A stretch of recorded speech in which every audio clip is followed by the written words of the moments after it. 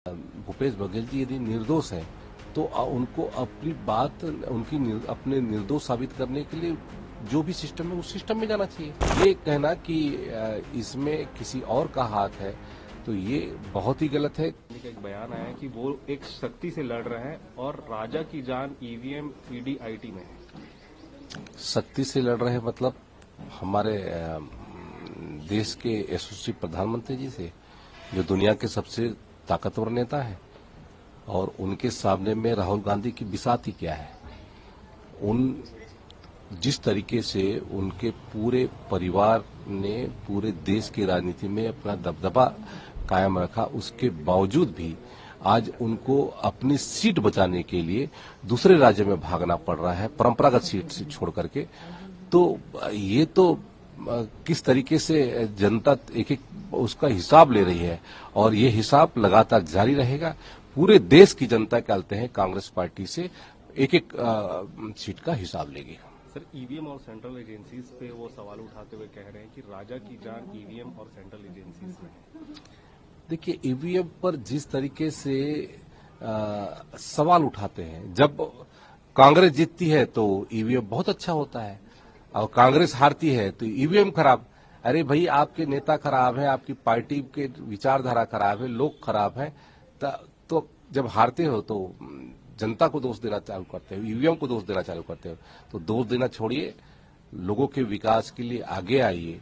और जहां तक आप बाकी जो एजेंसियों पर सवाल उठाते हैं, ये वही एजेंसियां हैं जब यूपीए की आपकी गवर्नमेंट थी, तब आपके साथियों दल को आप लोगों ने उनके ऊपर जांच बिठाया था, और आप कहते हैं कि हमने क्यों किया।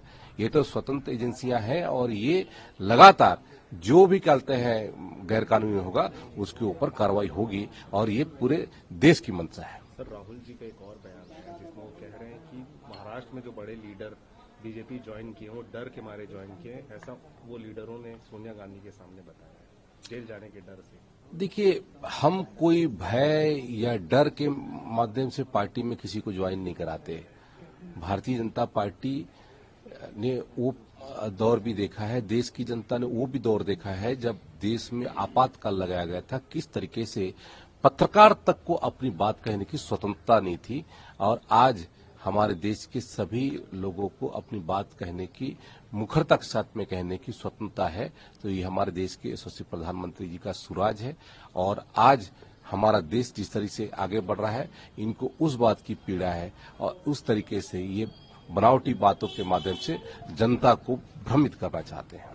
सर, कल भूपेश बघेल जी मीडिया से इंटरेक्ट किया और बताया कि उनका नाम महादेव ऐप वाले एफआईआर में है, ईओडब्ल्यू के, और ये पूरा मामला पॉलिटिकली मोटिवेटेड है, आने वाले लोकसभा चुनाव को इम्पैक्ट करने के। देखिए, जो महादेव का जो जांच है वो तो कांग्रेस सरकार में चालू हुई थी, और यदि मान लो भूपेश बघेल जी यदि निर्दोष हैं तो उनको अपनी बात अपने निर्दोष साबित करने के लिए जो भी सिस्टम है उस सिस्टम में जाना चाहिए, और उस सिस्टम के माध्यम से अपने आप को दोष मुक्त होना चाहिए।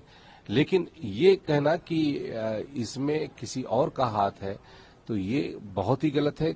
आज यदि हम गूगल में सर्च कर लें, चाहे उनके जिस तरीके से लोग पकड़ाए, जिनके बयान सामने आए, उसमें कहीं न कहीं से तो उनके नाम भी आ रहे हैं, तो उनको अपनी सत्यता साबित करनी चाहिए।